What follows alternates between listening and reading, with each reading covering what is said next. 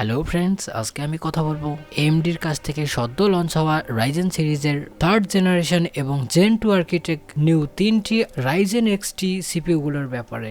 তো আপনি যদি ইন্টারেস্ট রাখেন রাইজেন এক্সটি সিপিইউর ব্যাপারে, দেখতে থাকুন পুরো ভিডিওটি, জানতে পারবেন অনেক কিছুই। Hey, what's up guys, CPC here and you are watching NCCPX, so stay tuned. তো আপনারা হয়তো অনেকেই জানেন যে এই মাসের 7 তারিখে তিনটি সিপিইউ লঞ্চ করে দিয়েছে AMD, যেগুলোর নাম রেখেছে তারা XT, আর এগুলো বেসড অন Gen 2 আর্কিটেক্ট। আর এই তিনটি সিপিইউ হচ্ছে Ryzen 5 3600 XT, Ryzen 7 3800 XT and Ryzen 9 3900 XT। তো প্রথমে যদি নেমিং স্কিমের দিকে দেখি, তো সেক্ষেত্রে আমার একটু উইয়ার্ড লেগেছে এটা আমার ক্ষেত্রে, কারণ অলরেডি তাদের গ্রাফিক্স কার্ড সিরিজের, অর্থাৎ তাদের যে 5000 সিরিজের গ্রাফিক্স কার্ডগুলো আছে এগুলোর সিরিজ অনেকটাই XT তে শেষ হয়, যেমন RX 5500 XT, RX 5600 XT and RX 5700 XT। তবে সেক্ষেত্রে যদি সিপিইউর দিকে এরকম XT সিরিজ নিয়ে আসে 2-1 বছর পর, দেখা যাবে যে তাদের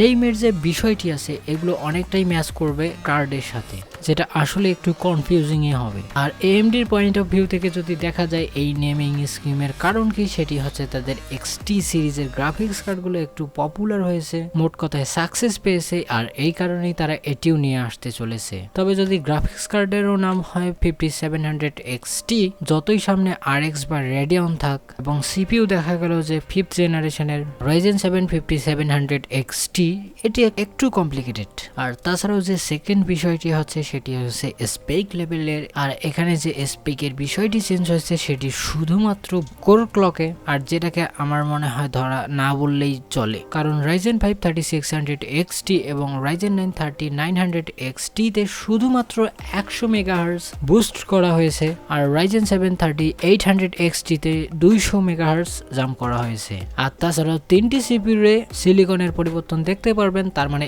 এই নয় যে XT সিরিজের সিলিকন তুলনামূলক খুব ভালো পারফরমেন্স করছে, এরকম কিচ্ছু না। আর সবচেয়ে মজার বিষয় হচ্ছে এটির প্রাইস অনেকটাই ইনক্রিজ করেছে, তবে এর মধ্যে কিছু বিষয় আছে যা আপনাকে পরবর্তীতে জানাচ্ছি। তো প্রথমত কথা হচ্ছে যে এবারে AMD এই প্রসেসরগুলো কেনই বা নিয়ে আসলো মার্কেটে, বা ইন্টেলের পথে কেনই বা হাঁটতে চাচ্ছে, আসুন আমরা জানবো আগে এই বিষয়টি। তো রাইজেনের শুরুর থেকে এখন পর্যন্ত যদি এর লাইন আপ দেখা যায়, তো প্রথমে একটা পার্টিকুলার সময়ের মধ্যে তারা সকল সিপিইউ লঞ্চ করে দিয়েছে, অ্যান্ড সেকেন্ড জেনারেশনেও তাই। তবে থার্ড জেনারেশনে অর্থাৎ 19 সালে Gen 2 বেস আর্কিটেক্টের যে প্রসেসর সেগুলো কিন্তু ফুলফিল ছিলই, এবং যে প্রাইস পয়েন্টে আসছিল এটিও খুব ভালো। আর শুধু তাই না, এই প্রসেসরগুলো ভ্যালু আর যে স্পেক অফার করছিল এটিও অনেক ভালো। তবে তারা কেন আবারও থার্ড জেনারেশনের বা Gen 2 বেস আর্কিটেক্ট 19 সালের পর 20 সালে নিয়ে আসলো, বা এবার 20 সালে আমরা কেনই বা Gen 3 বেস বা 4th জেনারেশনের ডেস্কটপ সিপিইউ AMD এর কাছ থেকে দেখতে পারবো না? তো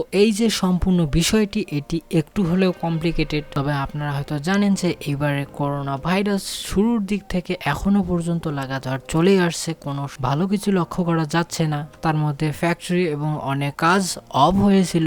আর তাছাড়াও যে প্রধান এর বিষয়টি সেটি হচ্ছে অনেকের ফাইন্যান্সিয়াল বিশ্ববাজারে একটা অর্থনৈতিক মন্দার সৃষ্টি হয়েছে। আর তাছাড়াও অনেক দেশের শিপিং আপাতত বন্ধ ছিল বা আছে, বা সামনের দিকে আরো থাকতে পারে। এই কারণেই তাদের সেলসে যাতে কোনো ইম্প্যাক্ট না পড়ে, সেই কারণে এবারে স্থগিত করেছে। আর একটা কথা আপনাদেরকে বলেছিলাম যে ইন্টেলের পথে কেনই হাঁটছে, এর কারণ হচ্ছে প্রসেস নোড। যদি এবারেই তারা Gen 3 আর্কিটেক্ট নিয়ে আসতো, অর্থাৎ 7 ন্যানোমিটার প্লাস টেকনোলজি, আর এটা আনলেই তাদেরকে নেক্সট ইয়ারের জন্য Gen 4 আর্কিটেক্ট বা 5 ন্যানোমিটারে নামতে হতো। আর যদি 21 সালের মধ্যেই তারা 5 ন্যানোমিটারে নামে, তো তাদের চাপ আরো বেড়ে যাবে, কারণ 5 ন্যানোমিটারের নিচে নামা খুবই ক্রিটিক্যাল। আর এই কারণে তারা এই প্রসেসটিকে একটু হলেও ডিলে করেছে। আর তাছাড়াও কোনো রিফাইন বা কোনো প্রসেস নোটকে রিফ্রেশ করার জন্য অনেকটাই ইঞ্জিনিয়ারিং এর পরিবর্তন আনতে হয়, যেমন ইন্টেল গত 5 বছর থেকে করে আসছে 14 ন্যানোমিটার প্লাস প্লাসকে এতটাই টিউন করেছে যে তাদের 10 জেনারেশনের 14 nanometre plus plus plus plus super mature, যা AMDর 7 ন্যানোমিটার নোটকেও গেমিং পারফরম্যান্সে কোনো সমস্যা ছাড়াই বিট করে দেয়। তবে আপনারা হয়তো একটা জিনিস অনেকেই ভুল করে থাকেন যে 7 ন্যানোমিটার বা 14 ন্যানোমিটার অর্থাৎ শুধুমাত্র শুধুমাত্র যদি আমি ট্রানজিস্টর সাইজকে কমিয়ে দিই তাহলেই ভালো পারফরমেন্স করবে এরকম কিচ্ছু না, কারণ পুরো প্রসেসর একটা আলাদা বিষয়ের উপর ভিত্তি করেই করা হয়, অর্থাৎ এখানে অনেক কিছুই ইনক্লুডেড থাকে। প্রধান হচ্ছে architect, silicon quality, transistor count, IPC, আরো অনেক বিষয় নিয়ে। আপনারা যদি সিপিইউ সম্পর্কে ডিটেইল ভিডিও চান তো আমাকে অবশ্যই জানাতে পারেন। তবে এখনো যদি আমার চ্যানেলটিকে সাবস্ক্রাইব না করে থাকেন তো প্লিজ চ্যানেলটিকে সাবস্ক্রাইব করে নেবেন, কারণ 90% ভিউয়ার এখনো আমার চ্যানেলটিকে সাবস্ক্রাইব করেননি। তো প্লিজ ভাই মনে করে সাবস্ক্রাইবটি করে দিন।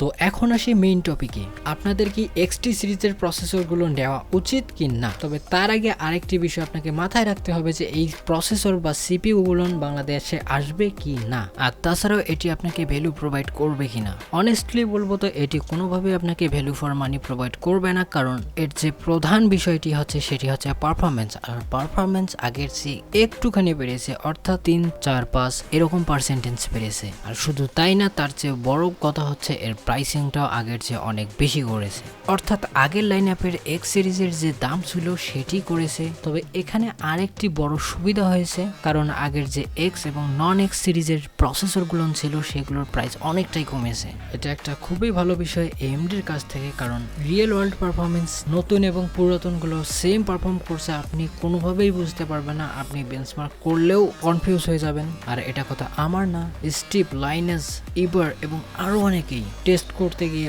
অনেকটাই কনফিউজ হয়ে পড়েছে। আর আপনি জেনে আরো অবাক হবেন যে স্টিভ Ryzen 7 3800 XT এবং Ryzen 7 3700X দুটি কম্পেয়ার করে সেম রেজাল্ট পেয়েছে। তবে আপনারা যদি এক্সটির না দিকে গিয়ে এক্স বা নন এক্স এর দিকে যান তাহলে আরো বেশি ভ্যালু পাবেন। তবে বাংলাদেশের সিপিইউ প্রাইসিং নিয়ে আমি একটু হলেও কনফিউজ, যেখানে বাইরের দেশের দাম একটু হলেও কমছে আর বাংলাদেশে একটু হলেও বাড়ছে। অর্থাৎ এক বছর আগে যে সিপিইউ 16,000 টাকা ছিল এবং আমেরিকার সাথে প্রাইস কম্পেয়ার করেও কিন্তু সেম প্রাইসই আসছিল, তবে বাইরের দেশে এখন সিপিইউর দাম কমে গেলেও বাংলাদেশে ইনক্রিজ হয়ে 18 থেকে 19,000 টাকা চলে গিয়েছে। এটা একটা ভাবার বিষয়। তবে আপনারা যারা নতুন বাই করতে চাচ্ছেন সিপিইউ, ইন্টেল এবং এএমডি যে কোনো সাইডে যেতে পারেন, কারণ ইন্টেলও খুব ভালো ভ্যালু প্রোভাইড করছে আগের বারের তুলনায়। আর আপনার যদি মেইন ফোকাস হয়ে থাকে গেমিং তো আপনারা নিশ্চিন্তে ইন্টেলের i5 এর দিকে যেতে পারেন 10 জেনের। আর প্রোডাক্টিভিটির ক্ষেত্রে এখনো স্টিল নাও রাইজেন